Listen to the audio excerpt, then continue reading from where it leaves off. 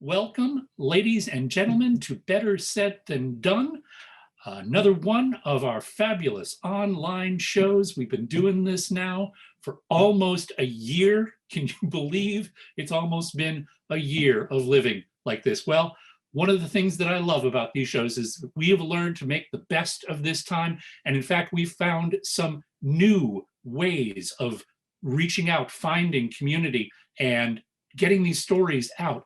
And it's something that I think we're going to keep as part of our arsenal going forward. So, with that, I welcome you to tonight's show, which is with this theme, End of the Tunnel. And we have gathered a stellar group of tellers for you tonight. Telling tonight, we have Mary Dalba, Leanne Johnson, Jen Kamara, Katie Knutson, Rona Leventhal, Corey Rosen, Regina Stutz, and Sage Turtle. You are going to hear from these 8 storytellers very soon. While I've got your attention, let me introduce myself and my co-pilot. I'm Jack Shear. I've been part of Better Said Than Done for about 6 years now. You see some facts about me up on the screen. Those are from last month when I was the co-pilot. And because time has no meaning and nothing is happening, I had nothing to add to this for this show. I was scrambling and I finally thought of something just before we started. I'm really getting into oat milk now. So there's that, right? Helping me in the driver's seat tonight is Nick Baskerville. Nick is a comedian, storyteller, and real life firefighter. I have known him for a couple of years now, and I still get blown away by the fact that he ran into burning buildings for a living and still does. Oh, scary. But he tonight is driving our virtual fire truck, and you couldn't hope to have a better guy behind the scenes.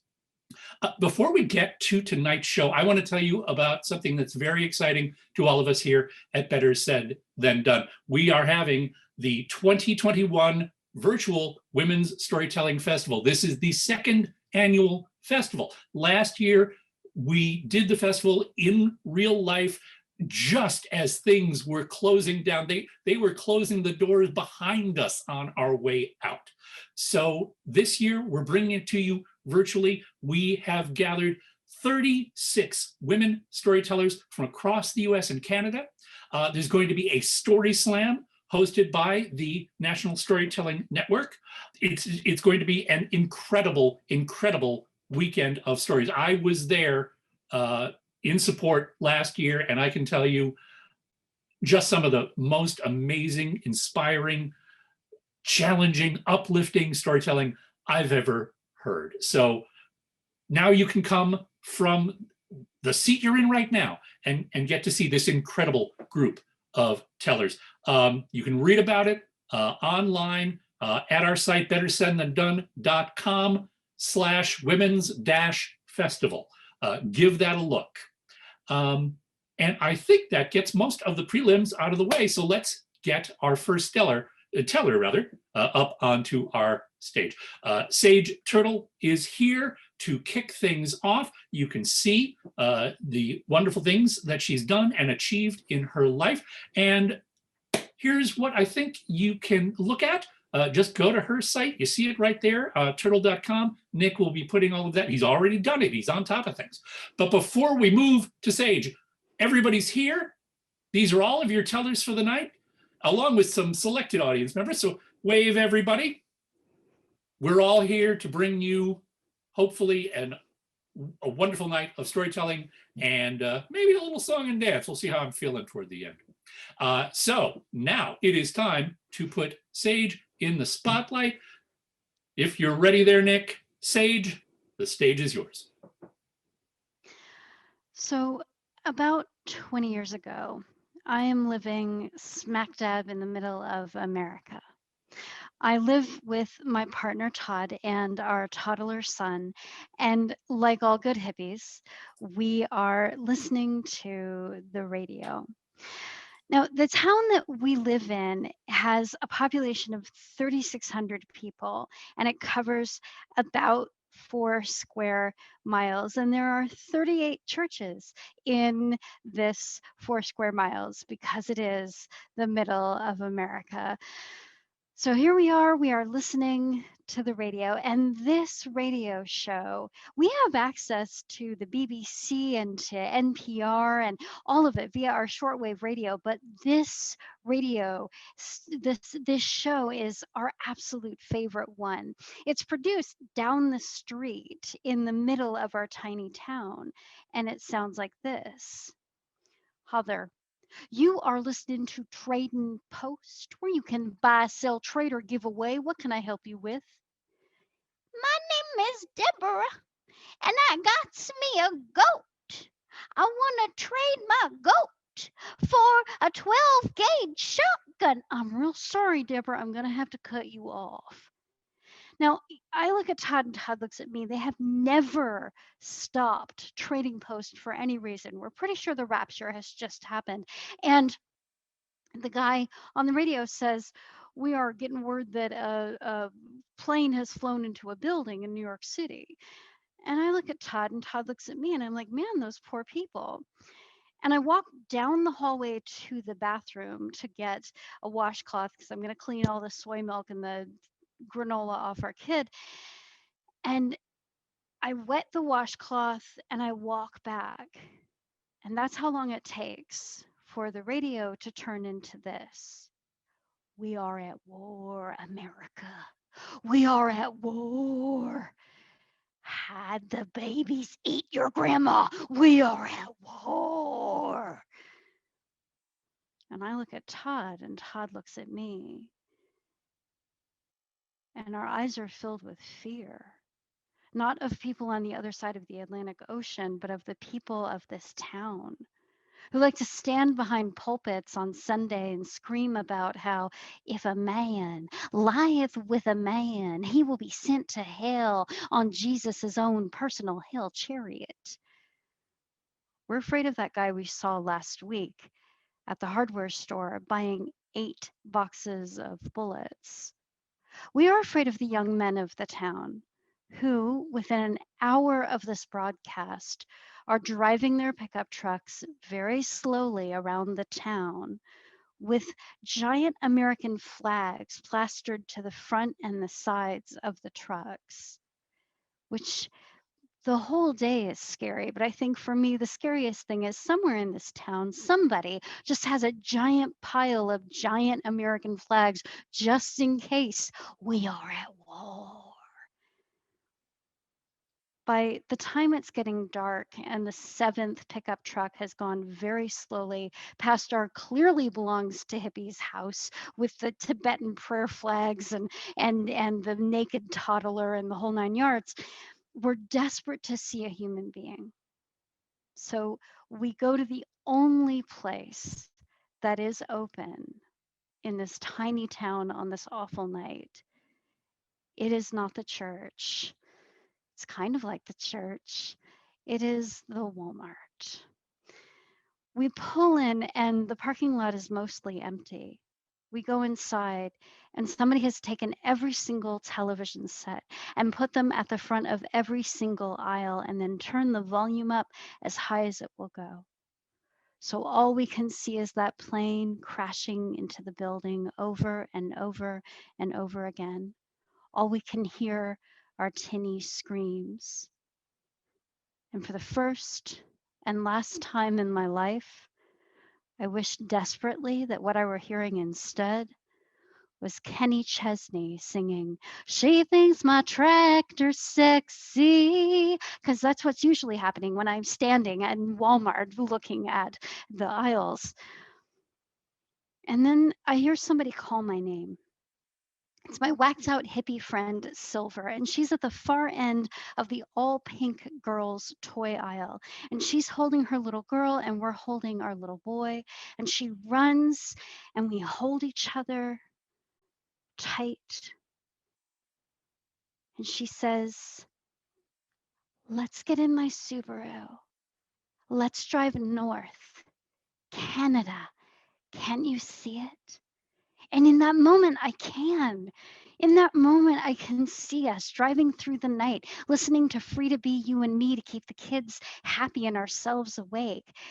I can see us eating not Cheerios, but the health food store version of Cheerios out of little plastic bags as we near the border.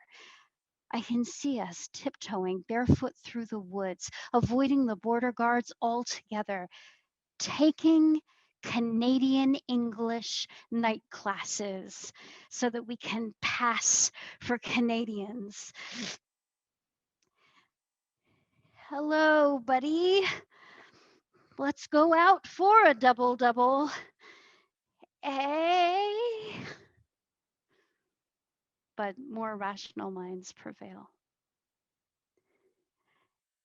It takes us 3 years to wend our way to Canada.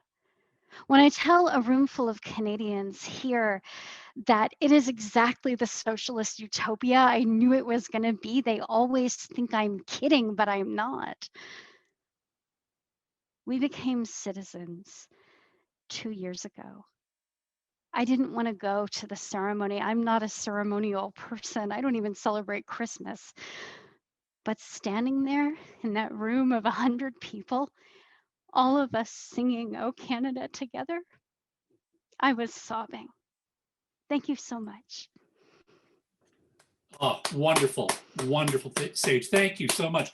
You can't ask for a better kickoff than that. And let me say, I am jealous that you have that wonderful national anthem. It is one of my favorite songs. And on Canada Day, each year I have a friend and we race each other to see who's going to be the first to post a version of your national anthem on the other guy's Facebook page. So that is wonderful. And thank you so much. Anything coming up that you would like to tell the folks about? I have a couple of Zoom storytelling classes coming up that I will be teaching in the next couple of months. You can sign up for my mailing list to find out about those. I also have links to my fiction writings. So if you're curious about what I think post-apocalyptic Toronto looks like, you can find out on my site. Thanks so much. Hey, fantastic. And that is tyrtlt.com. And give that a look. Thank you, Sage, for that fantastic start. All right. Time for our second teller of the night. And next up, we have Jen Kamara. You can see there some of the amazing things that she has done and some of her particular quirks, which is pretty great. Including some very, very impressive degrees. And oh gosh, I'm gonna have to back announce something here very quickly. Before we move on to Jen, we ask prompts here at Better Said Than Done to introduce the storytellers. I did not get a chance to tell you about Sage's, and I have to because I share it. The prompt was, when lockdown is over, where's the first place you're going to travel to and why that place? Sage's answer was all you can eat sushi, which I can maddeningly see from my high-rise window. I definitely feel her on that. Now, before we get Jen's story, let's hear Jen's answer to the same question. And her answer is the only place that I really want to travel to is Church Key in Logan Circle. I've been there. I feel you. But if I can't go there, I'll settle for San Diego so I can brewery hop with one of my closest SoCal friends. Well, that sounds fantastic, Jen. I can't wait till you get that. And until then, the stage is yours. Thank you.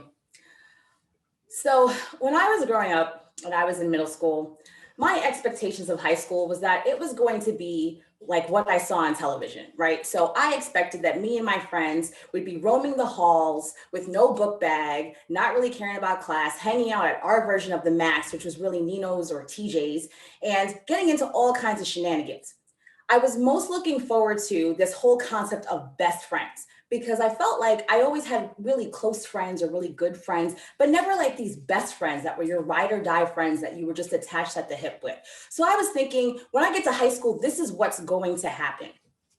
So through 9th and 10th grade, I connected with these two girls that were the two J's, and we collectively became the three J's, which I think is like, the first marker of best friendship. We had a little name for ourselves and we were a clique. We had matching outfits. Wednesday was our plaid skirt day. We did the sleepovers. We had a very organized, like thing where we would send gifts to each other when we were in classes with our crushes. We were good to go. So I was thinking, yes, I finally found my best friends. Like, this is like what I've seen on TV, and high school is awesome.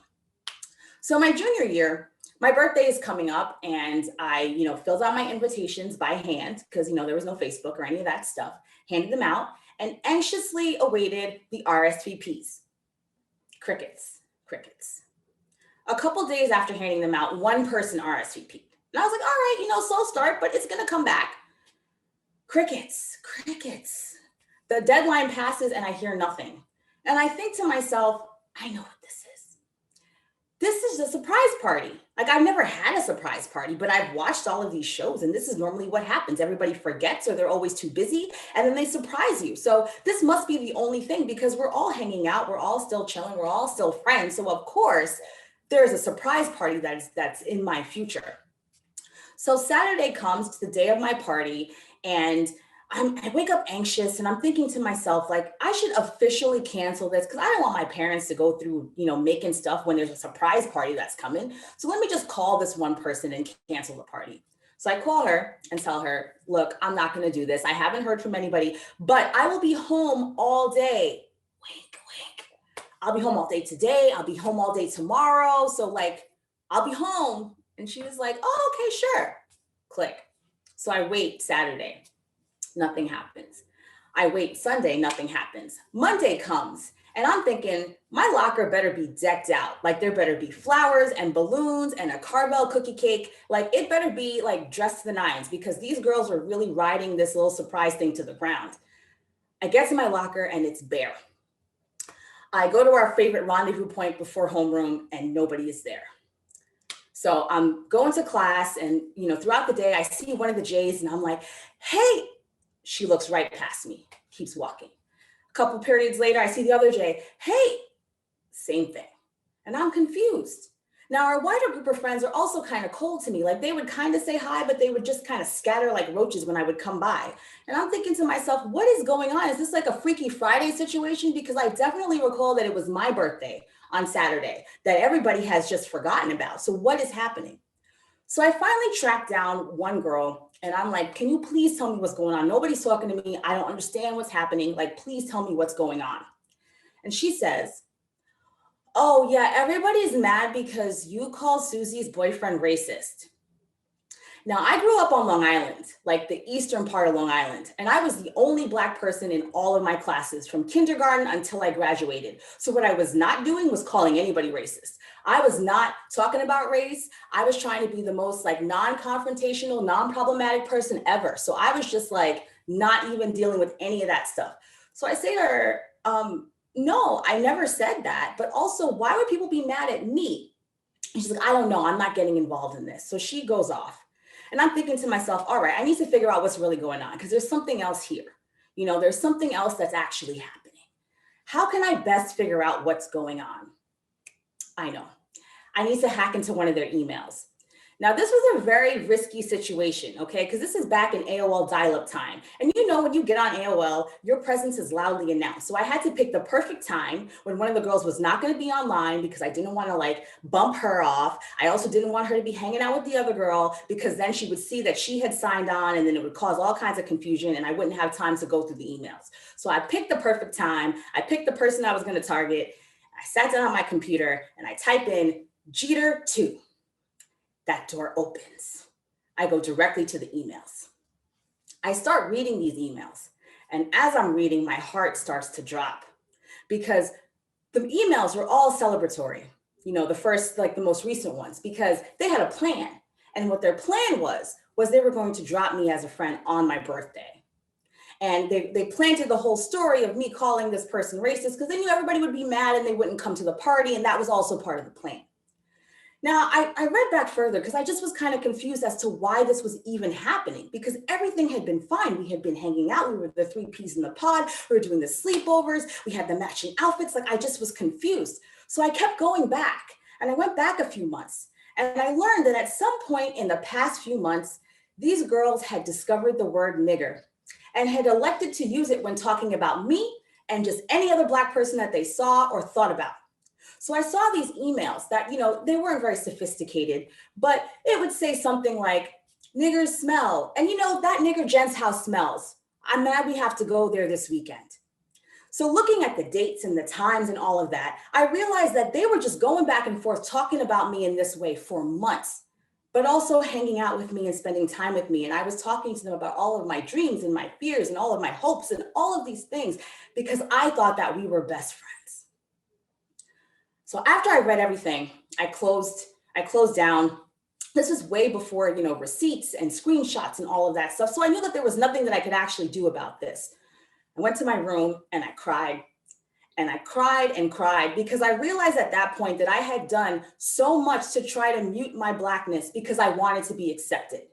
I wanted to be seen as an equal. I wanted to make other people feel comfortable. I wanted to be a part of the group. I wanted to be just one of the girls. So I never really took pride in the fact that my parents came from Nigeria and Sierra Leone, and we had these cultures and traditions that we partook in every single day. I never talked about them because, I didn't want to be too Black. When people told me, oh, you're an Oreo, you're Black on the outside, but you're definitely white on the inside, I laughed with them. When I would go to somebody's house and I'd be walking up the driveway and they would tell me, oh, just so you know, my parents or my stepdad or my brother, they're racist and they really don't like Black people, but you're not really Black. I just shrugged and said nothing. And I would sit through these dinners with adults that would talk about Black people in the most demeaning and derogatory way. And I said nothing. When guys would tell me, you're pretty for a Black girl, my parents don't allow interracial dating, I never questioned it. I never said, it's 1999. I'm a person. Is not enough I'm a person? I just said nothing because I wanted to be accepted and I wanted to be part of the group. Now, after that happened, I realized that the Jen that existed before the emails, before reading the emails, could no longer exist. Because I knew at that point that you can do whatever it is that you want to do to make people like you, but they're going to figure out how they feel and that's how they're going to treat you. So why don't you just be yourself and not worry about making them happy? Now, I had no plan for how I was going to deal with these girls for the next couple of days of class or how I was going to deal with senior year. But one thing I did know definitively was what I was not going to do. And I was not going to worry about making other people feel comfortable. Thank you. Wow, my goodness. Thank you so much for that. I need to catch my breath for a second, actually. Jen, that was powerful and amazing. Thank you for sharing that story. Oh, it feels a little trite now. Hey, got anything coming up next? But that's my duty, and so I must ask. What do you got coming up next? I will be in the Women's Storytelling Festival. So I'll be telling another story there. I'm very excited about that. Fantastic. And I look forward to hearing that story. Sage will also be part of that. So folks, I was talking it up and now I'm not just talking it up some empty thing. We're bringing the firepower here. Okay. Jen, thank you for that amazing story. Thank you. Yeah. All right. We are moving on with our evening. And next up, we have Mary Dalba. You can see she is up in the wilds of Massachusetts. Well, probably not wilds, but Massachusetts. It's probably cold, right? So we've got that going for it. She is not just a storyteller, but she is also a psychic medium and holistic practitioner. After many years as a corporate trainer and manager, I cannot imagine those two worlds intersecting. So you're in for a good story, folks. That's some pretty amazing stuff. So before I bring her up, the question, where are you going to go when lockdown is over and why?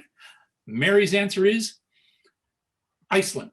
I had a girls' trip planned for September of 2020. We are going to photograph the Northern Lights. I've seen the lights only once. You're going to have an amazing time when you do. Yay. The stage is yours. Thanks. I got a text from my husband that said, I love you, and no matter what happens, remember that. That was the first time I had heard from him in 2 months, so it was a little bit of a surprise that all of a sudden he popped up on my phone. 2 months earlier, I had gotten a text from him that said that he wasn't picking me up from the airport when I was coming back from a business trip. And when I got to our apartment, our marriage license was gone. Some of his personal effects were gone. And he wouldn't answer any of my phone calls or texts. Joe wasn't an emotional guy, so it didn't kind of surprise me that he had just bailed. And I knew we were having problems, but this was just over the top for me. And I was pretty sure we were getting divorced, and that was confirmed a couple of days later when I got divorce papers in the mail. So I was packing up our apartment and moving back home to my mother's. So when I got this text, I decided to answer it. I had all kinds of questions on where he had been. And he called me and said that he was sorry for everything that had happened the night before at the hotel. And he was embarrassed. And, he didn't mean for me to hear all that. And I explained to him that I didn't even know where he was. He hadn't told me anything. So how could I be at the place he was? And I heard panic in his voice. He told me that the feds were at his hotel room and they were scanning his phones and there was a lot going on and he couldn't figure it out. He wasn't sure. Now, this was crazy talk from him because Joe was a logical guy. He was an accountant. You touched him and he squeaked. He was that squeaky clean. So I decided to check into this. And I called my brother, who had been a local cop for 30 years and sometimes worked with the feds on special cases. And I said to him, would this make sense? Would the feds be scanning his phones? Like, I don't know what's going on. And he gave me a chuckle like a 30-year veteran of the police force and said, look, Mary, he's losing his mind. Stay away from him. Now, of course, I didn't take that seriously. As someone who was a 30-year vet on the police force, I took it as my older brother who was kind of mad I was getting divorced and wanted to keep me away from the guy. So I called Joe back and I said, listen, I don't know if everything's okay, but why don't you come to mom's house and hang out with me for a while? Stay over if you want. And so he said he was going to pack up the hotel and come over the next night. And when he showed up, I knew he wasn't himself. His eyes, under his eyes were dark. He looked like he hadn't slept for a while. He was wearing a wrinkled Red Sox shirt. And he was glancing around the neighborhood trying to see who was around him before he walked into my house. And he came in and he sat down and we started watching a Red Sox playoff game. That was common ground for us. And I think for both of us, it was easier that we weren't talking about what had happened. We could just watch the Sox play and hopefully they would win. During the game, Joe looked like he had finally got comfortable and fell asleep and slept for a long time. The next few days, he wasn't himself. He wanted to take apart the smoke detector because he thought he was being recorded. He was looking around the neighborhood and out the window because he said that there was a car with US Marshal plates circling the neighborhood looking for him. And at one point I saw him talking to his fingers in the hallway. I knew something was really wrong and I had to get him to the hospital. So I drove him to the hospital, a local town hospital here in Winchester. And while we were driving there, he started giving me all these instructions. He was saying, listen, this is how you pay the bills and this is what is due right now. And by the way, you know the small Star Wars collectibles from the 70s that are on my desk? If something happens to me, give them to my nephews, PJ and Sam. I said, we're just going to the hospital. He said, yeah, I know, but just write that down. Make sure you know. When we got to the hospital and they asked him why he came in, he said he wanted an x-ray because he had a chip in his back. The nurse didn't miss a beat, but what she did do was make sure that he got a blood test and scans because they needed to know what was happening. And the doctor who finally came to us in the psych ward area that we were sitting in said, this is way out of our realm. You need to go into Boston. Something big's happening here. So Joe hopped in the ambulance and off I followed down into Boston. And when we got there, The doctor originally told us they were worried because there was some blood on the brain, but that was small enough that it would be reabsorbed and he was fine. And then the doctor asked me to come into the hallway. And so I did. And he told me that Joe's thyroid level was 80 times what a normal person's thyroid should be. The most they had ever seen at the hospital was 10 times. The doctor then told me, with, I'm sure, a shocked look on my face, that he didn't know what was going to happen. This was a medical anomaly. They couldn't tell me if he was going to go back to normal. They couldn't tell me anything that was going to happen. They just were going to try to stabilize him. And they said, look, we know he's talking crazy, but he should be in a coma or dead. And then the doctor left me there in the hallway. And I was pissed for two reasons. The first one is that I had been after Joe for 2 years to go to his doctor and get his thyroid medicine refilled. Now, if you don't know what a thyroid does, it's this little butterfly gland that sits in your throat and it regulates everything in your system. If you need medication to help that and you stop taking it, your body goes completely out of whack. So now it made sense why Joe's eyes were bugging out and he was talking slower and he was puffing out, because his system went out of control. And the second reason why I was pissed was because I didn't even have the opportunity as his almost ex-wife to say, I told you so, I was right, ha ha ha. He took that away from me. So over the next 8 days, I stayed in the hospital with them. And there were times that things were beautiful. I mean, we were back to like we were first dating. We would hold hands while we were watching TV, really bad TV together. We would have dinner together and look at the Boston lights because there was a private room. He actually like hugged me a bunch of times, which really wasn't his thing because he wasn't an emotional guy. But then there was times like when the doctors came in and he told them that he thought they were delivery people and actors. Or the time that we were watching the BU stadium light up because the kids were practicing and he told me they were sending messages to him. And the kicker was when he looked around the room and said, wow, whoever's involved in this has got to be paying a lot of money to do this because we have a private room and they've hired all these actors. And my response was, yeah, you know who's paying for this? We are. We have no health insurance. We are paying for all of this. After the 8 days in the hospital, the doctors released him. They said, listen, he's back on his medication. He seems pretty stable, so he's all yours. He was afraid to go back to the apartment by himself, so I took him home to mom's house. And he was a little worried about my mother, which I found out later was because he thought that she was actually the madrina or godmother of the FBI. My 80-year-old mother, who was under 5 feet tall and watched CNN and Catholic TV and said the rosary twice a day, was the godmother of the FBI.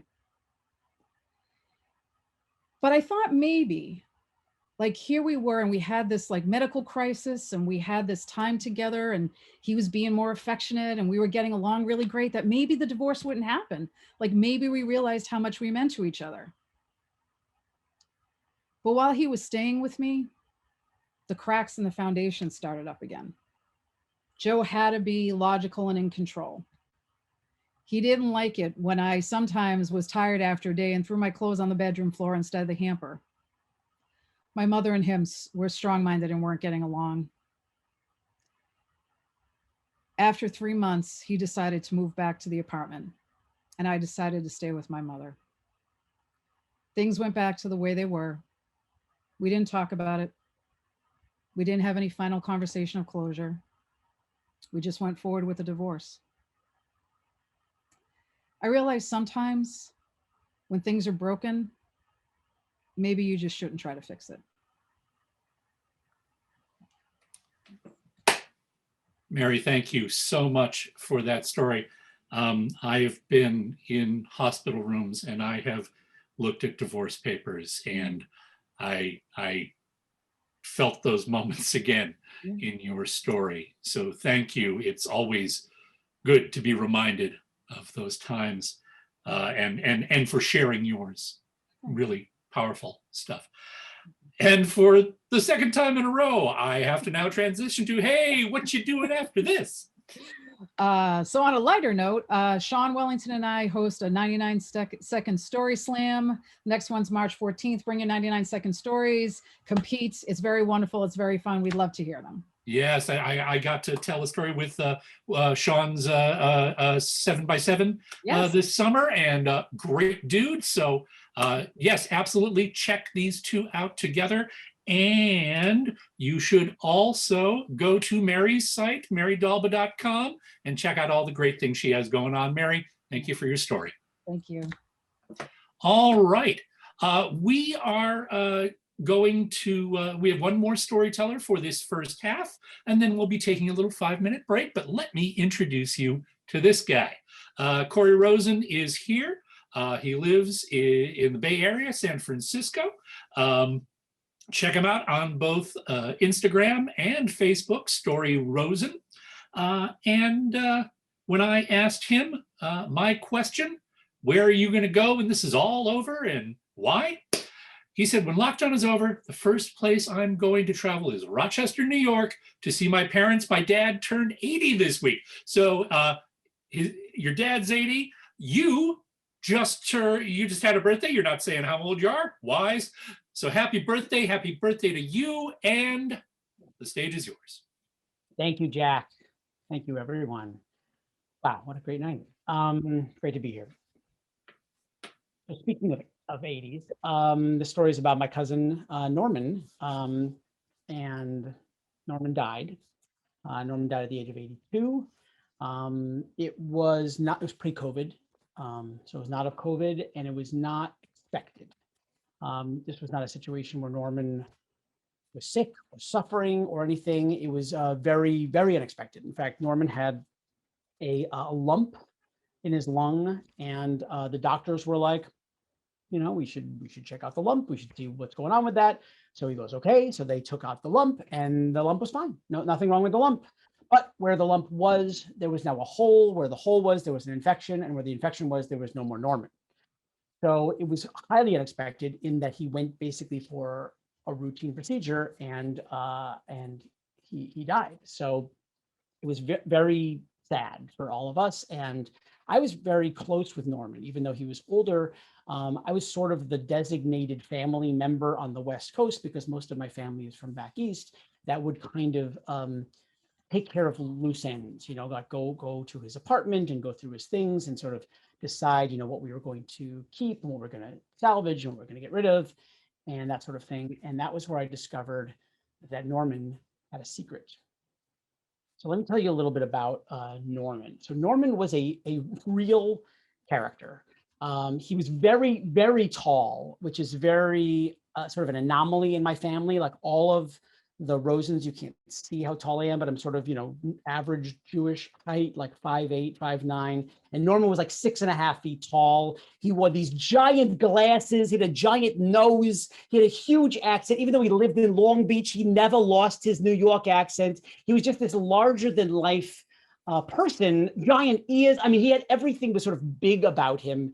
And he loved to just regale people with stories about the things that Norman loved. He'd be like, oh, Corey, I saw the most wonderful movie. It was called Seven. And oh, Corey, this was a dark movie. I mean, it's dark movie. And it was very, very dark. And I come out of this movie, Corey, and I realized I can't find my sunglasses. I was wearing my sunglasses, Corey. I told you it was a dark movie. Norman was also a teacher. He spent his entire career as a school teacher, and he never married. He never had a partner in his life, so he would travel all by himself, and he would go on these kind of long, teacher schedule vacations because he was a very, very frugal guy. I mean, he lived on a teacher's salary, but he loved to travel, so he would take they call them repositioning cruises. So it was like sort of the cheap way to take a very long vacation, like a cruise across the Atlantic Ocean.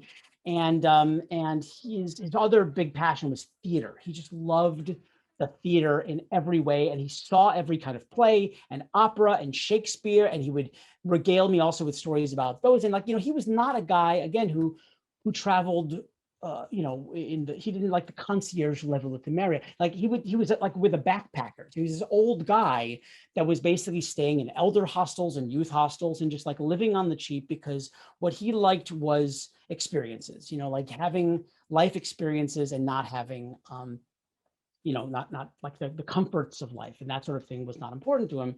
And, you know, a lot of people in my family kind of talked shit about cousin Norman. You know, they would say he was frugal. They would say he was a cheapskate. They would kind of talk down the decisions of like how he lived his life and what he did. But you know, I loved the guy. You know, I just loved the stories that he would. Like one story he would talk about was like, "Oh, Quarry, I saw Laurence Olivier at the Old Vic. He was playing Hamlet. Oh, it was the most memorable thing I ever saw in my life." And and I put on a show about 20 years ago that was a benefit. The Crohn's disease runs in my family, so I put on a benefit show for Crohn's disease called The Asshole Monologues. And Norman was like, "Oh, Quarry, can I do an asshole monologue?" And I'm like, "Of course you can. I'm going to talk about all the assholes in Shakespeare, Quarry. Oh, Richard III, asshole. And don't get me started with Kate." It was hilarious, and he did it, and he wrote it, and he performed it, and I loved it. And it was such an amazing, also just break in like the other sort of, you know, young hipsters doing stories and songs in the show. And even he actually shares a birthday with my son Henry. So on my son Henry's first birthday, it was Norman's 80th birthday. And we decided we were going to throw an 80th birthday party for Norman. So he took the train up. It was the cheapest way to get from Long Beach up to the Bay Area. And we had a first and 80th birthday together. And it was wonderful. And it was one of the last times that I saw Norman. So I'm in his apartment, and I'm all by myself, and I'm like, you know, I'm cleaning out the stuff, and I'm kind of going through it, and I'm having this very weird moment. I mean, some of you may have had to do this thing before. It was the first time I was ever there, and I'm in somebody else's house, even though he's close family, but it's like you feel like you're sort of invading somebody else's space, and I'm having to make like decisions about what to get rid of and what to keep and that sort of thing. And it also makes me kind of go inward to my own self and my own life, and like, what would that be like for someone else to go through my life? Like my boxes, my 400 snow globes, the random boxes of pictures, and which ones do you keep and throw out? That little bag of hash in my freezer, like all of the things that like we keep in our lives for some reason and we don't really know why. And it takes me a long time, and it's very overwhelming going through it because I'm also sort of curious. You know, there's a sense too, you always have this sense of like, well, I hide things. So is Norman hiding something? And if I was hiding something, where would I hide it? Like I'm looking under mattresses. Did he hide his money? Is there behind pictures? Like, was there something, this guy lived alone, that he is hiding? And I didn't find any of those things. So I went all through the night. I even missed my flight back home. I had rented a car, ended up packing box after box after box, and just packing the car and taking the car home with all of his stuff. Because among the things that he also had was he had taken photographs on all of these journeys that he had taken around the world. And he had carousels of slides, and I couldn't get rid of them. I had to look at them at least once before I did that. So after 20 hours of cleaning out his apartment, I get home and I look through the pictures. And I mean, he went to dozens of countries. You know, like he had 10 passports that I saved, all filled with visas and stamps and photographs. And I looked at the pictures, and it was like looking through his eyes, like looking at the world through another person's eyes. And let me be clear, he was not a good photographer.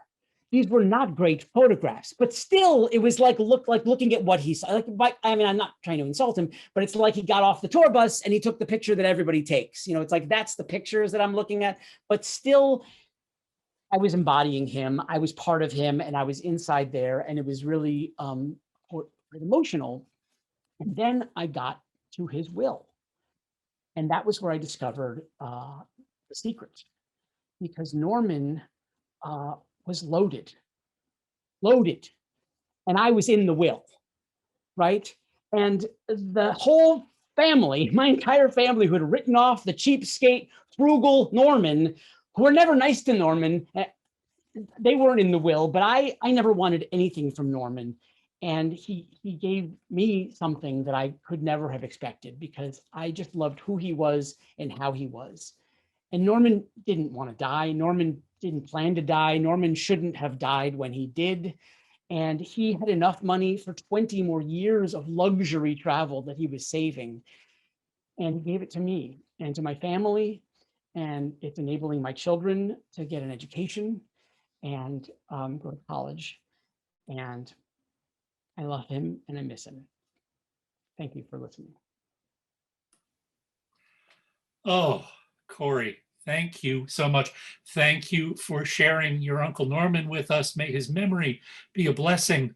I had an Uncle Fred, and we had a very different relationship. He was a very different dude.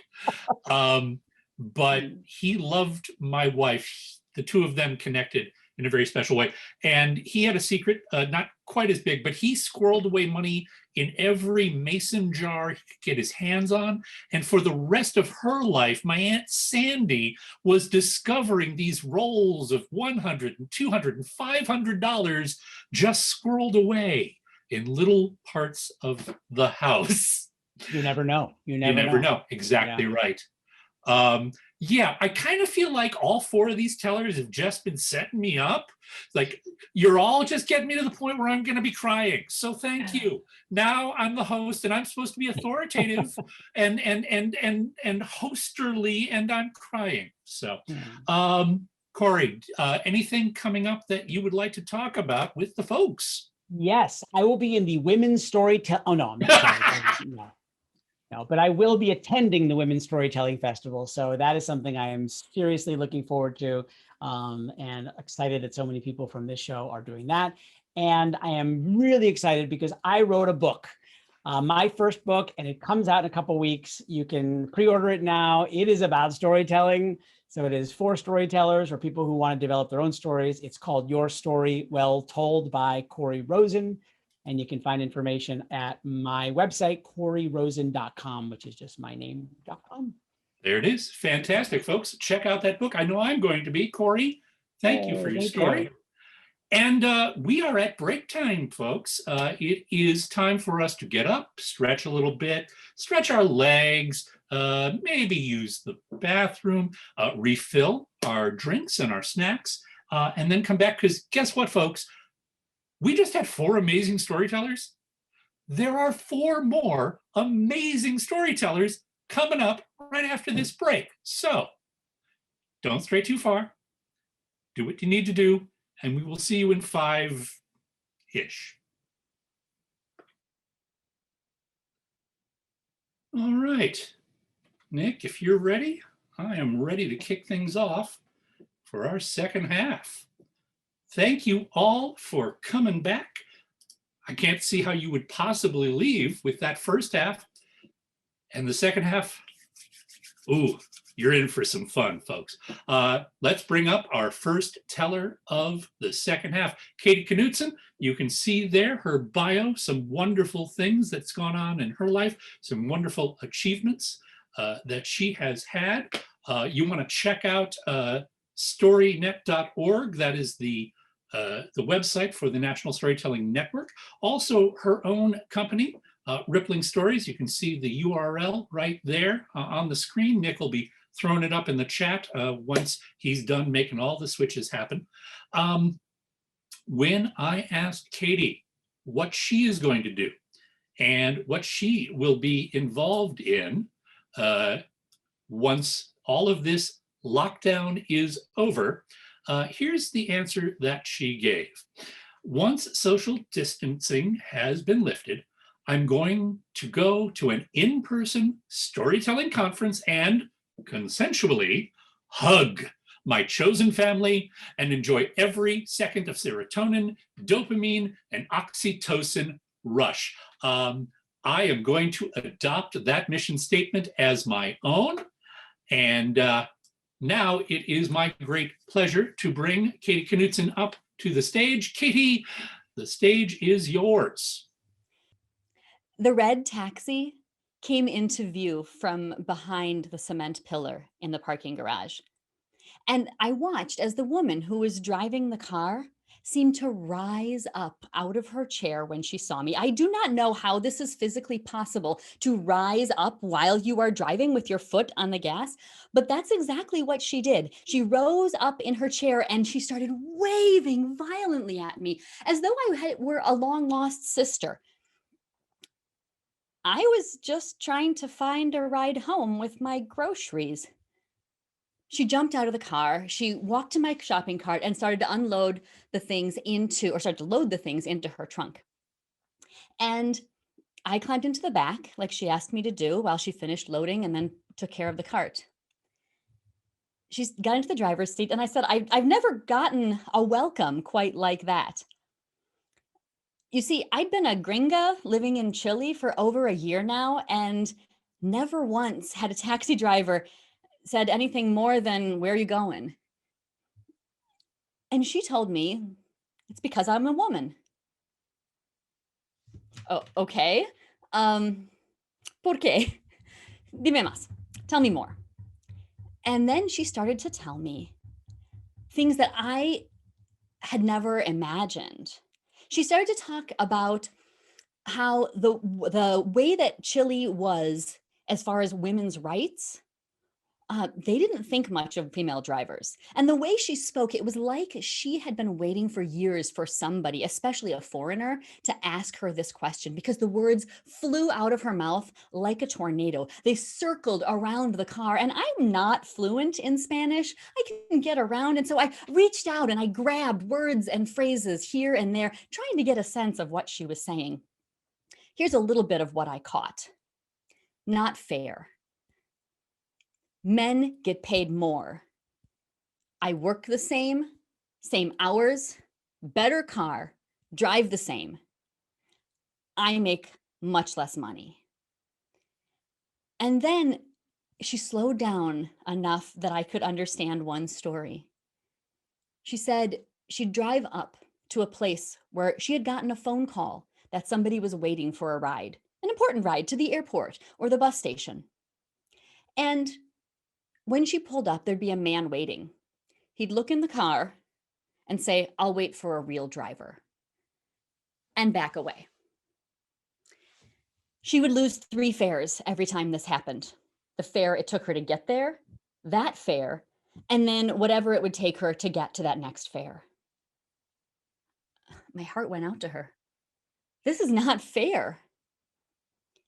And since we were talking about what it was like to be a woman, I thought about something that I'd been thinking about a lot while I lived in Chile. You see, I had never once had a man feel like he had to get in my space or intimidate me or catcall me or touch me or threaten me in any way while I'd lived there. I felt completely safe walking around by myself anytime, day or night. And so I asked her how safe she felt. And she said, "Oh, I never drive at night. That's when los criminales come out." Los criminales? The criminals? Wait, I had to think about some of the research I'd done before we moved to Chile. Chile has the lowest crime rate in all of South America, and the #1 crime is pickpocketing. In my mind, I thought, do you have any idea how many Americans would, well, not literally kill, but be very, very happy to live in a city where pickpocketing was the #1 crime? But she started to tell a different story, and her conversation shifted very fast. All of a sudden, it was about los negros, literally translated to the blacks. And she started spewing all of these stereotypes. She started to say things like, todos usan drogas y son criminales. And in my mind, this woman who had just said how unfair it was that women were not thought of as good drivers and how people would stereotype women was now doing the same thing to an entire group of people, most of whom were brand new immigrants from Haiti, just trying to survive. But I was ready for this. I mean, it was shortly after Trump had been elected, and I had left the country, not necessarily because of that reason, but it was not a negative. And But I've been listening to podcasts and I've been reading articles and I've been doing my work from Chile to learn what I needed to do to come home and have difficult conversations. I just didn't know they were going to happen quite so soon or in Spanish. But I'd been training for this. So I started to think about the things that she was saying and the facts that I could bring back. Well, did you know that actually Black people and white people use marijuana at the same rate, but Black people are 4 times more likely to get prosecuted? Oh, wait, that's a US fact. I didn't know any of these kinds of facts in Chile. But then I remembered that facts don't actually make a difference in changing somebody's heart or mind. It's the stories that we tell. It's making that personal connection. And so I thought, what kind of story do I tell? What would have a beginning, a middle, and an end? What would be something that would help her to see anybody, the humanity? And so I started to think, my brain started to circle through some of my friends. Okay, should I tell her about my friend who's a national champion slam poet who can play like 10 different musical instruments and is a dancer, and he spends his days working at a nonprofit for at-risk youth? Or do I tell her about this woman who's a storyteller who I know, who in one single workshop changed the way I teach children, because I learned about the way the human brain works, especially at the young ages, in a way that no book had ever described to me? Or how I had this friend who was picking up and leaving his entire life behind because the mother of his daughter was moving to another city and he wasn't going to be that far away from her. My brain just kept circling of all these incredible people that I know who happen to have Black skin, but they weren't Haitian and they weren't here in Chile. And then we pulled up to my apartment building and time was up. And I hadn't told her any of those life-changing stories. I hadn't been able to say much of anything. She got out of the car and started to unload my groceries, and I grabbed the shopping cart that my apartment building provided for just such an occasion and brought it back to the car where we loaded the groceries in together. As we were doing this, I tried to tell her that I know a lot of Black people and you're using stereotypes, but of course I didn't know the word for stereotypes. I didn't know words like for institutional racism or discrimination in Spanish. I tried, son estereotipos. It didn't translate.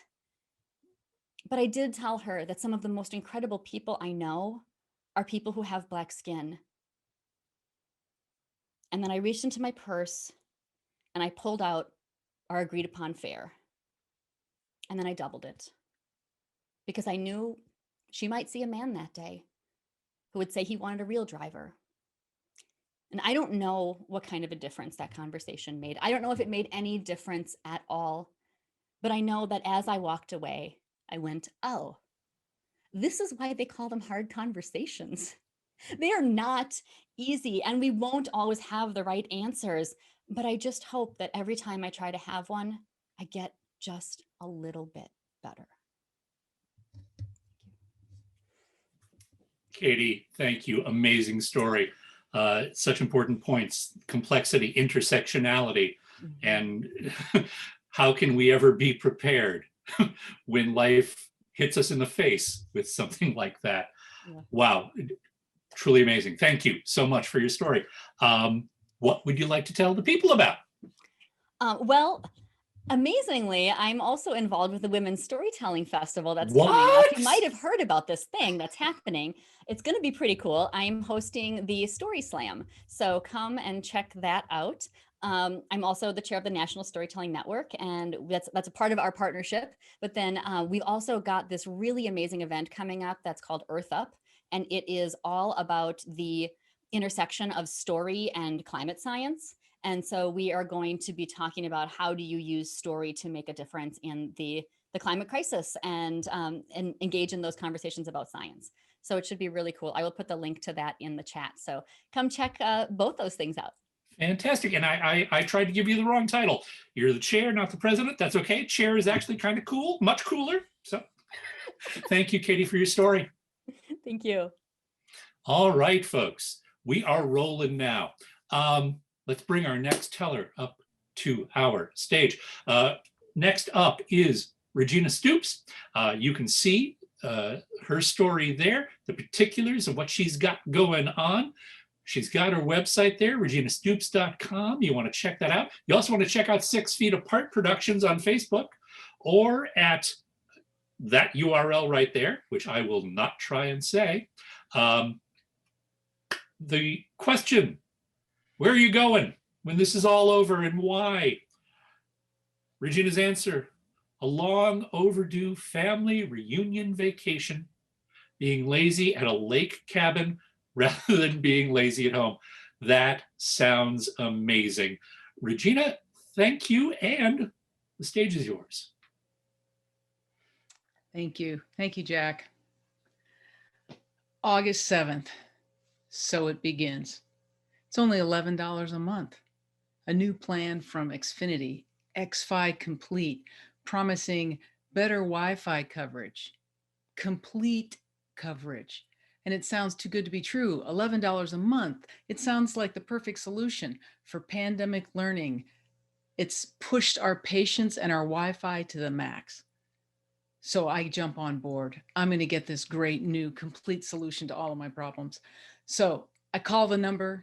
I navigate like a mouse through the maze to get to the cheese. And by cheese, of course, I mean a human being.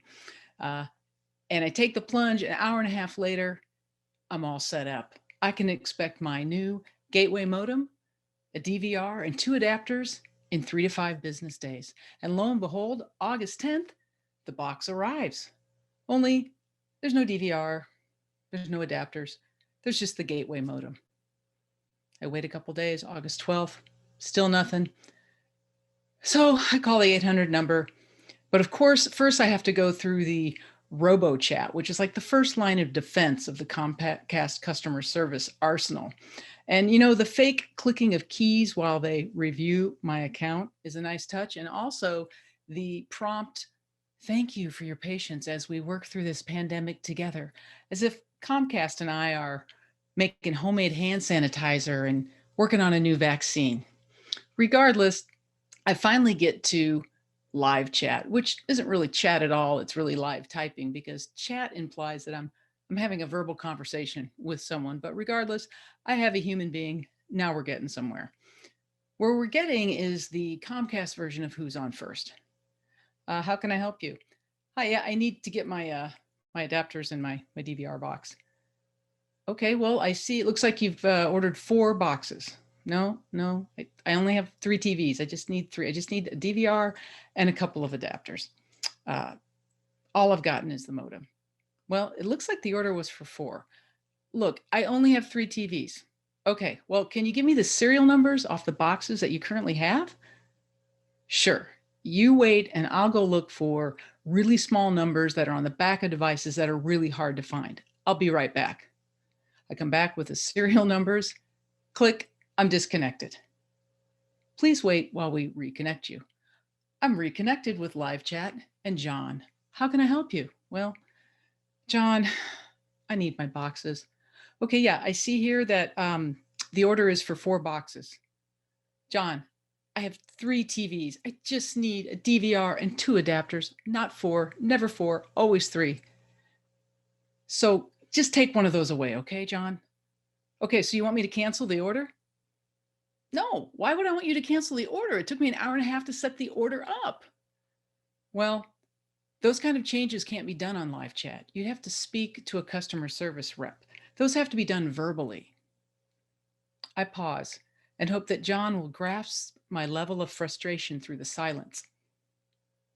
John finally catches on and says, would you like me to schedule a call back? Yes, John, I would. The next day, I get a call back from Will. How can I help you? Oh, Will, I need my boxes. Okay, I see you've ordered 4 boxes. No, only 3. Well, it looks like it was for 4. No, Will, it's just 3. I need to change my order. Okay, we can do that. We can cancel the order. We'll set up a new one, but it looks like you've already received your DVR. Is that correct? No, I haven't gotten anything but the modem. Well, it says that it was shipped along with the modem. and it's been delivered. Will, if you think this is an evil plot to steal a box from Comcast, then you clearly have no idea how little time a mother with 3 kids in the midst of pandemic remote learning has on her hands. Will comes around. 3 hours later, we are done. I'm set up, new order, we're good to go. And let me just pause and say that the 3 hours I spent with Will is twice the amount of time it took for me to birth my second child. But by the end of this, Will has become one of my favorite customer service reps. Xfinity sends me an email and says, please confirm your order. Click here for awesome. So I click because, of course, I can't wait for awesome to finally start. August 16th, we're almost 10 days in on this marathon, and I get a package. I open it up. 2 adapters, no DVR box. Okay, I need a mental health Xfinity free day. August 18th. Okay, I needed 2 days to recover from that. But I'm back in the game. I've cleared my calendar. I've got a lot of water and snacks. I'm ready to go. Hi, my name's Brandon. How can I help you?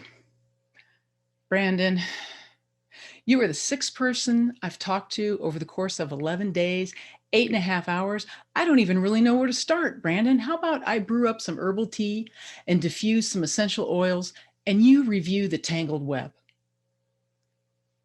Brandon, by the way, becomes one of my top 2 favorite reps because he agrees that, yes, I need a DVR box. And yes, we can redo the order once again. You have 4 boxes, is that correct? No, I only have 3 boxes, Brandon. Okay, well, do you have the serial numbers off those boxes? Well, Brandon, as a matter of fact, I do. In fact, I have pictures of the serial numbers. And the next time I get a free offer from Shutterfly, I'm thinking about having a set of coasters made. Finally, we might be done. Brandon suggests that I go to the Comcast store to get my DVR box. And I feel like he's trying to tell me in a subtle way that success via the shipping method is iffy. So in spite of the fact that it's 102 degrees, wildfire smoke fills the air, and we're in the middle of a pandemic, I take Brandon up on his suggestion. August 20th, I have my DVR. I went to the store, I maneuvered through the smoke and the heat and the COVID-19 maze, and I'm back with a big shiny box of awesome. And much in the way that the pain of childbirth fades and you think having another kid's a good idea, most of the pain of this experience falls away, and we enjoy using our new box and ordering it around with voice commands and recording shows we may or may never get around to viewing.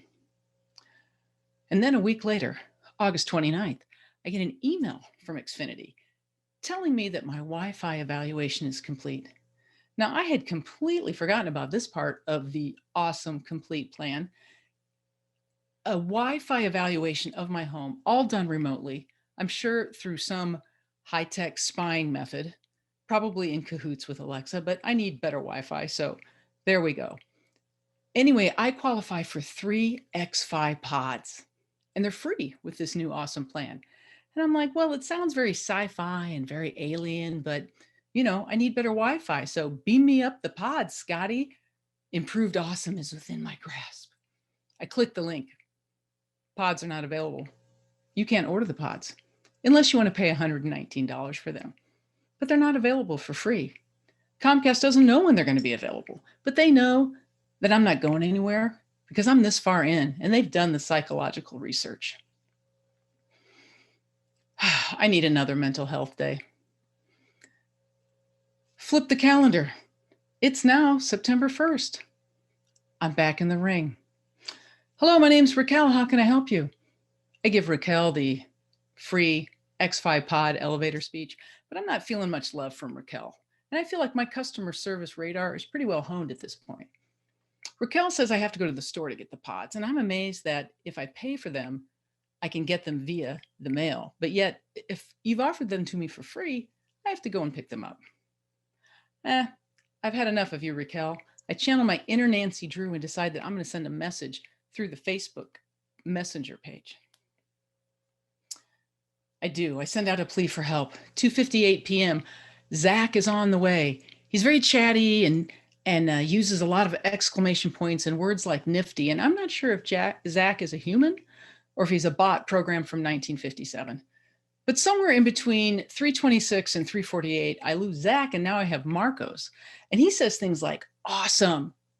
I think he's been programmed for the 80s, like totally. 417, I now have Aaron, who favors the overuse of exclamation points. And what happened to Zach and Marcos?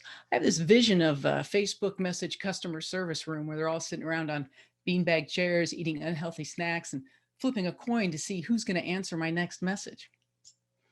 605, I point out that we've been on this thread for over 3 hours and that my kids might be in college before they get the Wi-Fi they need to finish high school. Aaron's here now. He's back and he says he's working on it. He'll get back to me. September 2nd, 11:43 a.m. Marcos, hey, Marcos is back and he totally gets where I'm coming from. And he describes these pods as awesome and how he would be so thrilled to have them in his house. And I say, yeah, Marcos, I would be thrilled to have them in my house as well. And maybe you should stop telling me how awesome they are because you're making it so hard for me to get them.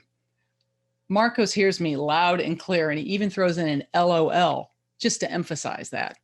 And apparently there's a team that is meant just for this situation. And I'm like, well, maybe you could have a team that's just meant to send the pods out instead of dealing with customers who find themselves in this exact situation. September 3rd, Aaron is back. He says a package is on the way. I really hope it's not the 4th box that they seem to think I need. 1 month since we started. It's now September 7th, and I have the alien pods. They are packaged in a slick little box. They're nestled in little foam beds, each in their own little cubby. They're adorable. They look familiar, and I realize they remind me of a Star Trek episode, the one where the bad aliens turn the crew of the Enterprise into cuboctahedron-shaped styrofoam things, and then they crush them into dust. And I hope that one of these pods isn't really Spock, unless, of course, Spock can improve my Wi-Fi, and then I am all in with alien-generated pods. Let the awesome finally begin. Thank you. Oh, fantastic. And you ended with one of my favorite bad original series episodes. I was there. I was trying to be strong. I was trying to be strong right there with you. And then when you said, Raquel, I've had enough of you, that's when I broke. I was broken. I could not get to the finish line with you. I'm sorry. But you did, and kudos to you for that amazing, amazing stuff. Thank you for your story. Anything you'd like to share with the folks? Well, I know you're going to be shocked that I am going to be at the Women's Storytelling Festival. What? And I know. Who knew? It's almost as if Jessica planned this whole thing with that in mind. Who knew? She is just a marketing maven. Okay, but before that, on March 6th, next Saturday, we are doing a show at 6 Feet Apart Productions along with my co-producer Claire Hennessy, and it's called Every Song's a Story, and it will be storytelling with music incorporated, and we've got Sam Payne, and we've got Paul Strickland and Kim Whitecamp, and I think Rachel Harding. I believe that's our 4th person. And Claire will be hosting it, so show up for that. And then March 29th, we have our 1-year anniversary show of 6 Feet Apart Productions. So that's what I have going. Thank you.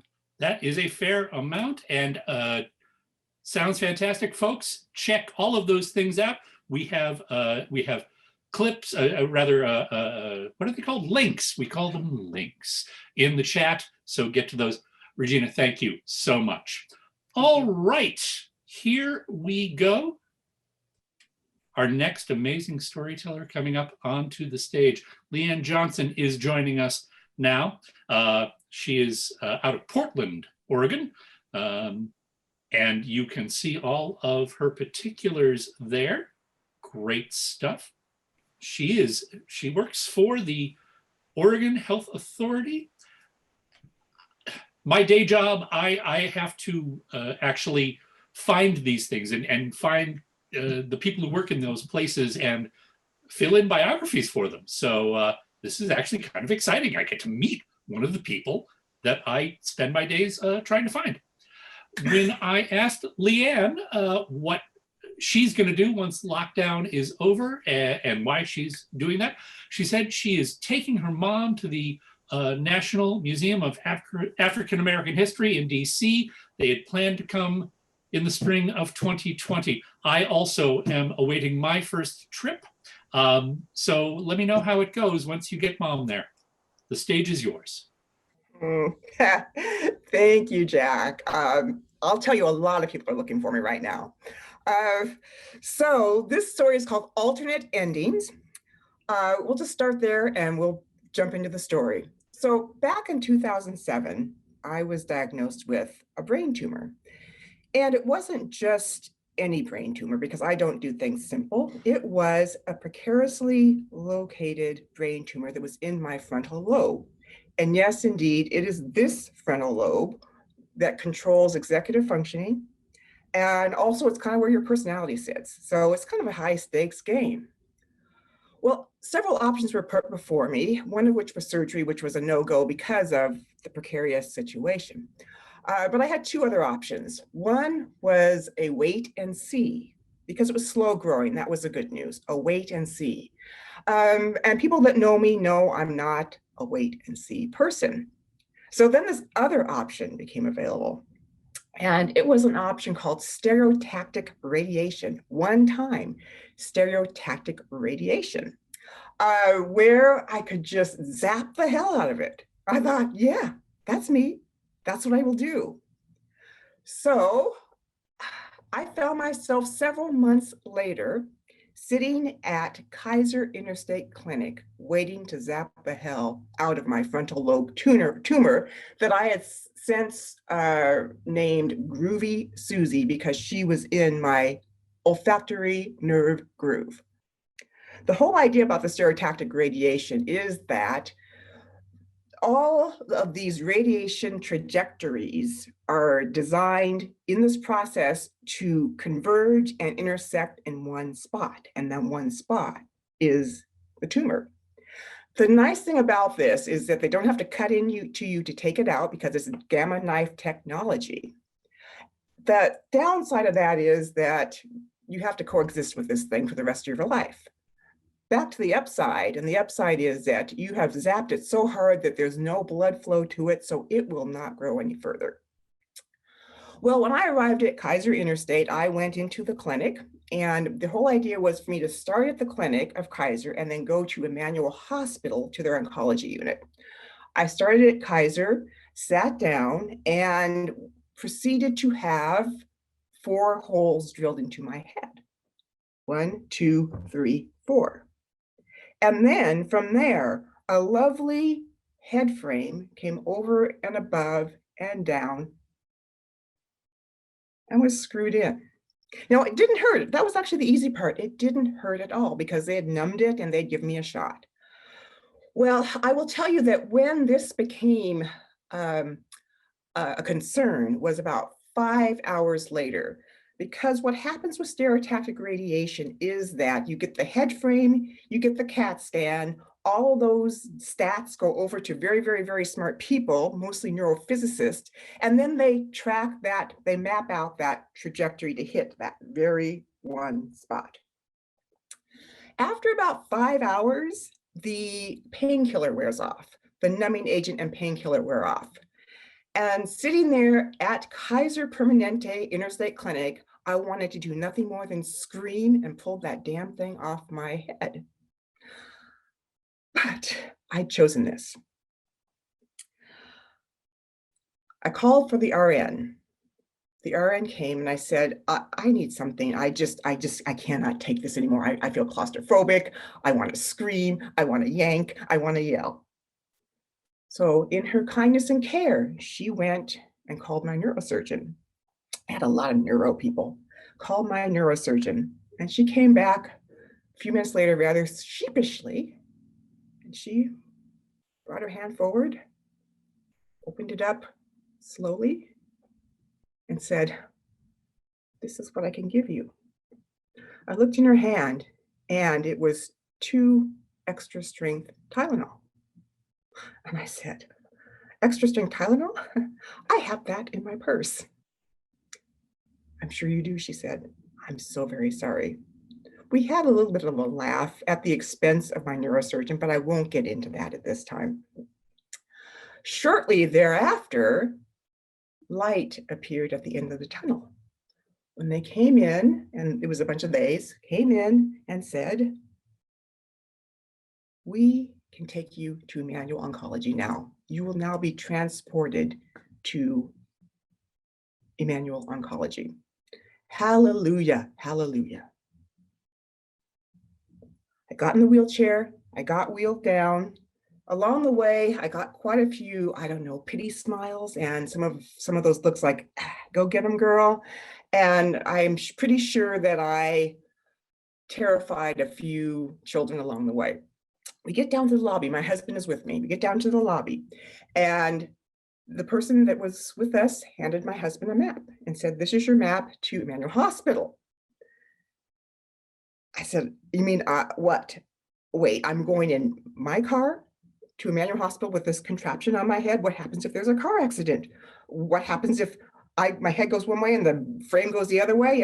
And this, at this point in time, was feeling like a pretty cut rate operation. I'm just going to tell you that right now. Well, luckily we got there unscathed. And this is where the table started to turn in my favor as the light appeared much brighter at the end of the tunnel. I was wheeled in to this room. No fewer than 15 people in white lab coats welcomed me. There were knobs, there were screens, there were lights, and there was the vessel, the perfectly calibrated vessel that was going to zap my groovy Susie. Now we are talking. I felt like a queen. I felt like this head frame was a tiara and a halo.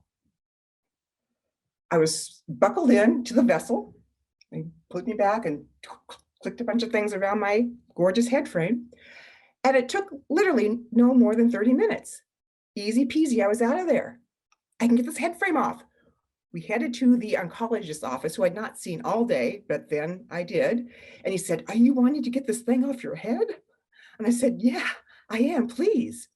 So someone came in, unscrew, unscrew, unscrew, unscrew, lift, place. It's like, I felt fabulous for about 10 seconds. Then at that moment, I felt this welling up in my system, nausea had hit, and yeah, I threw up. The next wave was a series of pain throbbings that were moving up my body into my head. And it felt like I was going to give childbirth out of the top of my head. Now, I've given childbirth to 2 children, both of which were natural childbirth, and one of which was with 13 hours of back labor. And this was nothing like, I mean, this was more than that. This was much more than that. And like contractions, where there's a break, there was no break. So I was feeling as if I was going to die. And at that point, I kind of wanted to die. So they went over to get their oxycodone out of their machine that they have. And they came back and they said, the machine's broken. There's no oxycodone for you. And I said, machine? What, a vending machine? I mean, where do you keep your oxycodone? And they said, we keep it in a machine. It's a cancer clinic, not a pharmacy. So the choice was this, one choice, and that was my husband driving me back home to Vancouver, Washington, and then he going to the clinic to pick up the prescription. Now the trip home was 30 minutes, and then the trip to the clinic was probably 40 minutes round trip. And that did not even include the possibility of hell's bells, the bridge going up, or the wait at the pharmacy. But we did it. We trekked out. And as we got closer to home and we went over that interstate bridge that did not open up, thank goodness, it occurred to me, I said to myself, as the pain continued to come in throbbing wave like pain I'd never ever felt before, it occurred to me, thank God, one time stereotactic radiation, thank God I do not have to do this again, because if I were to have to do that again, I would rather die. So sit with that for a moment. I would rather die. Now, I have stood between neo-Nazis and my children. I am a Black woman in America. I am programmed to overcome, but I would rather die than go through what I was going through that day, which brought me to my final light at the end of that tunnel, perhaps enlightenment. Every day, there are people that are choosing to go back into various kinds of treatment, nauseating, painful treatment. And whether they choose to do that every day or once a week, but more than once, or whether they choose not to do that ever again, either choice is a courageous one. For many times in my life, I have sat in judgment, in scorn, and the realization was that this was my moment of humility. Now, the more I think about it, the more I think that's just one small lesson in a broad range of lessons that I'm still here to learn. And I'm still here to learn and will still be here to learn, because in 2018, I was deemed to be cured. Ruby Susie never came back. Well, she's back, she's there, but she didn't grow. She didn't sprout tentacles or anything. And I am a much more hopefully caring, gentle person as a result of that time in my tunnel. Thank you. Wow. Leanne, thank you for your story. That was an odyssey. That I fair share of times in hospitals, and I have to say, you just drew the most gracious silver lining I've ever heard. After what you went through, and then to give the credit you did to the people who go through it time and time again.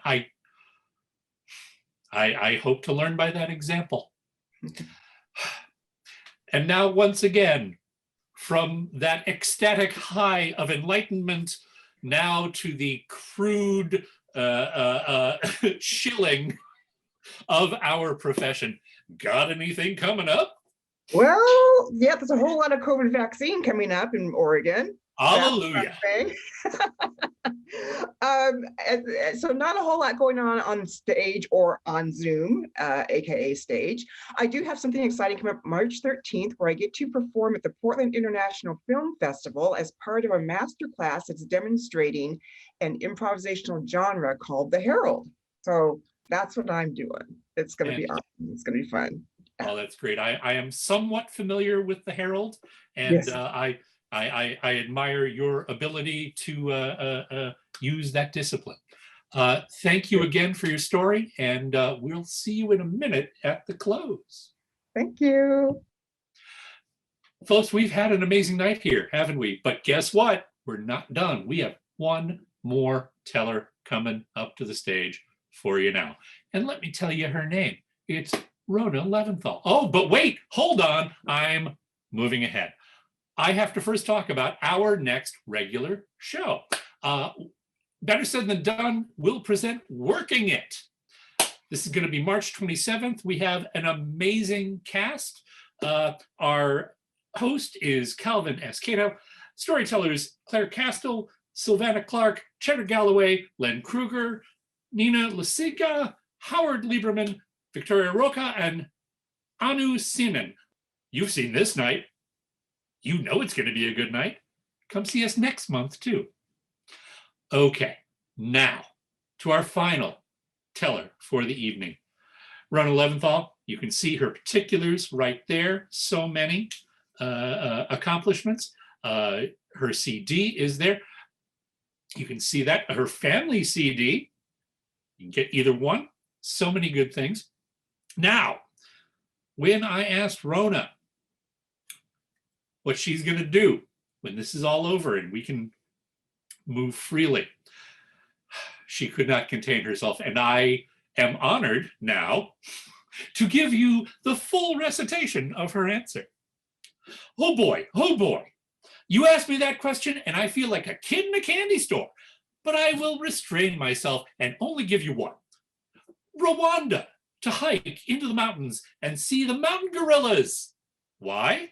Why the hell not? OMG! To be able to be up close and personal with wild gorillas. Woohoo! Just as important on the list, though, is Israel. And next spring, to finally make it to Australia to present at the Australian Storytelling Festival in 2022, originally scheduled for 2020, and to spend a month in New Zealand on the same trip. Sorry, can't help myself. You know what, Rona? You shouldn't have to. The stage is yours. All right. Wow. Whew, what an evening. Yeah. All right, well, we're going to change gears just a little bit here. Going back to the high school and junior high school angst. So, you know, we all have to be good at something.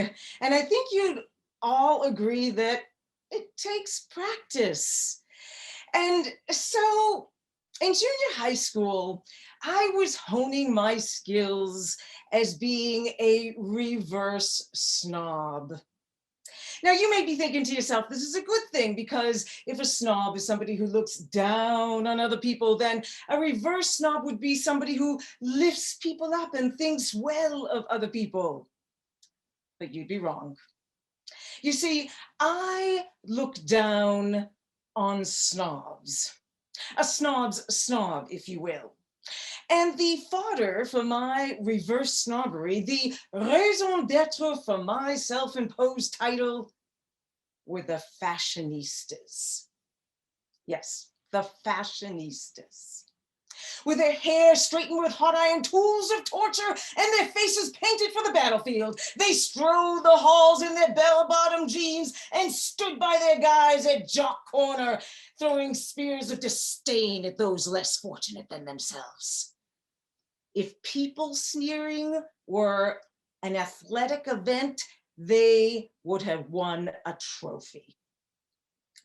Now, in the 1970s, the only thing I had in common with them were bell-bottom jeans. I mean, come on, it was the 1970s. But I was not a fashionista. In fact, I couldn't have been farther away from being a fashionista. With a strict exercise routine, gymnastics practice, and a very balanced diet of a school carton of milk and a whole grapefruit for my daytime nourishment, I was fit and trim and buff, and I looked at them with an equal amount of disdain. Oh, look at how she wears that makeup. There's so much of it. Oh, it's disgusting. Oh, look at how she flips her hair back as if she's something. Oh, I can't believe that he likes her. Now, I would have little to do with the fashionistas if it weren't for my sister, Toby. Now, Toby and I, we were different in a lot of ways. We still are. But the one thing that we had in common back then was we were both athletic. And so when she got onto the high school gymnastics team, I joined the junior high school gymnastics club. She did the uneven bars, I did the uneven bars. So when she got on to the Newton South High School cheerleading squad, I was determined to get onto the Weeks Junior High School cheerleading squad. The only problem was, so were the fashionistas. Exactly, Jack, exactly. Now, every story needs some sort of an obstacle that you have to conquer, a wall that you have to climb, a monster that you have to battle. Enter Miss Basil, my junior high school gym teacher. Rosemary Basil. The name just conjures up thoughts of sweet and savory goodness of warm summer nights. But Miss Basil, she was more like the bitter herbs in your garden. Miss Basil was a short, stout, rotund woman, compact with no neck. She had short black curly hair. Nobody had short hair in the 1970s. Miss Basil always wore a Park Service green tunic with a bib and a pleated skirt which only accentuated her stoutness. And her personality matched her size. She was a Mack truck in a skirt. Her mouth was not trained to smile. Her voice was possessed with testosterone forces. Miss Basil played by the rules. If you were living and breathing, you put on your green tunic and you played ball. And it was no secret that Miss Basil loved the fashionistas. Well, if you're thinking to yourself, that makes very strange bedfellows, the drill sergeant and the model wannabes, the fashionistas, you would be right. But maybe what they had in common is that she guarded her territory just as closely as they guarded theirs. But if I was going to get onto the cheerleading squad, I was going to have to march across Bulldog Basil's turf that she guarded so closely. But I could do this. I was a gymnast. I was strong. I was limber. I was coordinated. I had a loud, booming voice. And I knew all the cheers from my sister, an alumni of the Weeks Junior High School cheerleading squad. Toby coached me, and we tried to think of everything that Miss Basil would ask us to do. The splits, the jump splits, the words, the movements, the camaraderie. Well, yeah, okay, I could fake the camaraderie, but we were ready. I was ready. The day of the tryouts came, and after school, all of us girls, we filed into the gym. Miss Basil sat on a chair, her back against the wall, and we all dutifully sat on the floor on either side of her, looking out into the empty space before us where we would soon take our places, me and them, the snobs and the reverse snobs, and a few other brave girls willing to risk the humiliation of the lion's den, all vying for the coveted 6 spots. Miss Basil called us up 6 at a time and told us which cheer to do. S-U-C-C-E-S-S. That's the way we spell success. I looked at the girls in my lineup. They were strutting while standing still. And then I glanced over to Miss Basil, and I saw the look on her face, hating to admit that I was good. But was I good enough? Were my arm movements sharp and crisp? Did I smile? Was my voice loud enough? Were my jump splits high enough? The day of the announcements came.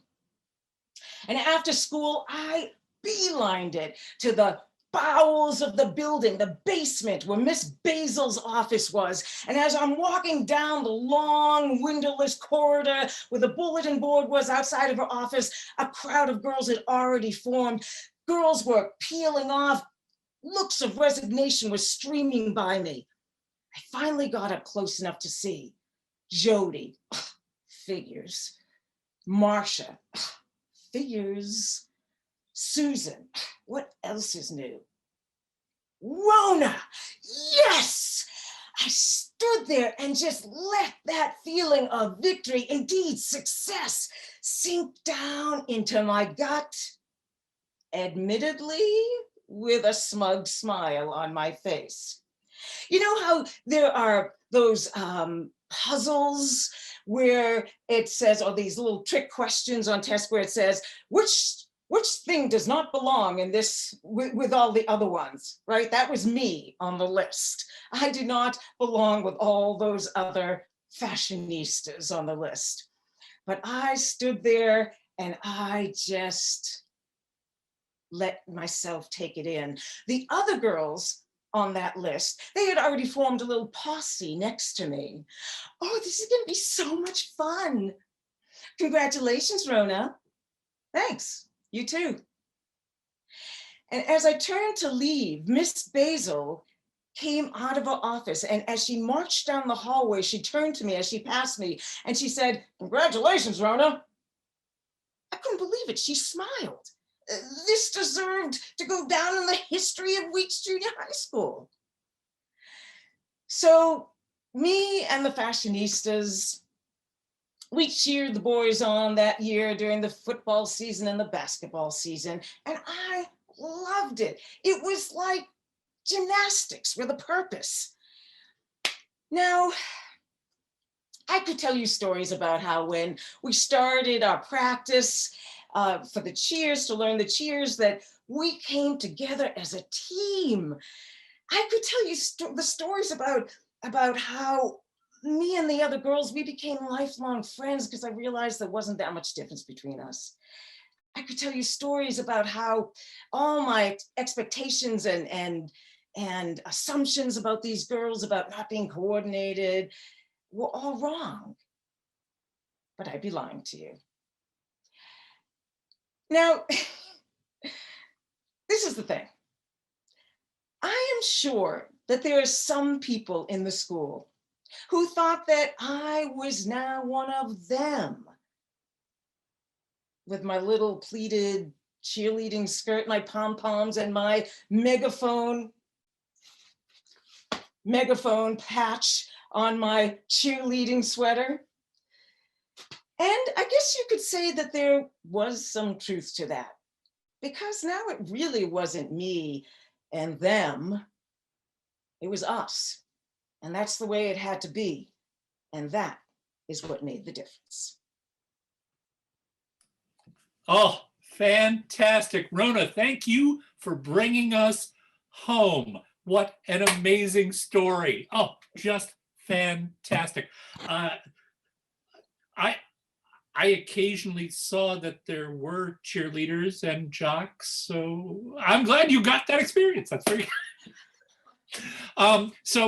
we've talked to many of our tellers tonight, and a lot of them are going to be in the Women's Storytelling Festival. You're not going to be in that, are you? No, no way. I wouldn't ever think about being a part of the Women's Storytelling Festival. No. Except you actually are. Except I am, yes. Yay! So I have a couple things coming up. Some kids stuff. I'm going to be in the TGIF family program next Friday rather. I have a couple of other things at like libraries, which will be up on my website soon. But I want to mention I'm on the board of NEST, New England Storytelling, Northeast Storytelling. And we are having, in lieu of our regular conference this year, we are having something we're calling Sparks. And it's going to be May 13th through 16th. And keep your eye out for that. Go to the NEST website, NE Storytelling, and please come. Fantastic. Folks, check all of that out. Please check out in the chat. We have the links. Rona, thank you for your story. And Nick, if you can do so, let's bring everybody back up on stage here. So I know that you know what an amazing night of storytelling we've just experienced. It's for me a huge privilege to be a host. Number one, it's the easiest job in the world. When you've got amazing performers, all you got to do is bring them up and get out of the way. So I hope that you have enjoyed all of that. So I'm going to start with Sage. Sage, any last words for our audience? It was a wonderful night, and I'm so pleased I got to be part of it. Thank you, Sage, and thank you for your story. Next, Jen. No, I mean, I'll echo that. This was awesome. Go Yankees, wear your mask. That's it. Yeah, we were doing some sports things before most of y'all got here. Go Cubs, go, by the way. Next up would be Mary. Mary, what do you have to say for yourself? It was a wonderful evening. Thank you so much for having me. And of course, being from Boston, go Red Sox. There you go. Thank you, Mary. And thank you for your story. Corey is the only other man on tonight's program. we celebrate and appreciate strong and talented women. But now we're going to take our little tiny moment. And what do you have to say? I had a great time. I loved everyone's stories. I just want to say to the other storytellers, don't be surprised if you hear from me, because I heard about all the things you have coming up and I would love to be a part of your shows. If you would have me or anyone else out there. Something that I love about, that I'm, I guess, appreciating about this weird world that we're in right now is that this chance for us to cross-pollinate. The people in Virginia and around the world in San Francisco are doing shows together, and it's so cool to hear each other's stories and to meet and connect with you. So thank you. Thank you, Corey. And agreed. Next up, Katie. I just loved how the stories, like there were so many themes that kind of, wove back and forth, and just like whispers of one story that you could hear in another story. And I thought that was really beautiful. And that was totally unplanned. But it's always magic when that kind of stuff happens. Absolutely. Could not agree more. I wish we could take credit for that, but no, it was serendipity. And that's pretty good too. Okay, Regina, final thoughts. Hey, all right. Yes, great. This was wonderful to be here. Thank you for having me. Go Bears. And also, I really hate to say thank you to Comcast, but thanks for the glitch-free Wi-Fi tonight, Comcast. Thanks for hanging in there for an hour so I could get this done. Thank you. And wonderful to meet all of you. And it was a great show. Thank you. Oh, fantastic. Well said. And yes, I share your grudging thanks to our cable companies. Yeah. Oh, well, in the spirit of what Regina just shared, I want to thank my co-partner tonight, Groovy Susie Brain Tumor, for sharing the space with me and allowing me to be here. And thank you to all thank you to all the storytellers. What an honor to be a part of this show, and the weaving was indeed incredible. And it just goes to show that storytelling is our greatest connector. Amen to that. And Rona. Well, I'm just going to say ditto to everything that was said before, because there's really not a whole lot more to say. Everyone said it so beautifully. I would like to thank you, Jack and Nick, for the behind the scenes work, and Jessica, of course, for all the planning. But yeah, I love shows like this where there's so much diversity in the types of stories that were told, and it really made it a very tantalizing evening of stories. So thanks to everybody, and thanks to Jessica for inviting me. Fantastic. And ditto, yes. And thank you, Rona. Nick, you don't have to pop in if you don't want to. You're behind the scenes tonight, but do you have anything to say for yourself, sir? I'd like to thank my afro for hanging in there with me all these years. It shows up at every show. 2 careers, 2 kids. It's awesome. And thank you, of course, to the storytellers and everyone who's here, because you can't. What's the point of telling the story if it's just you to yourself? So it's glad that everyone came out to share. Fantastic. Thank you, Nick. So I think I didn't miss anybody, did I, Nick? I think I got everybody. I'm looking good. Okay. So that is it for tonight's show. Please come and join us for the Women's Storytelling Festival. It is going to be an amazing weekend. You think you saw some good stuff tonight, and you did. You want to see more? Please come join us for that. Come join us for our next regularly scheduled show on March 27th. The title is not directly in front of me right now, but you know what? It's on our website, bettersaidthandone.com. So with that, thank you for being here tonight. We love you, our audience. Thank you to all of these amazing tellers, and for the strange alchemy that happens when we join our voices. Have a good night, everybody.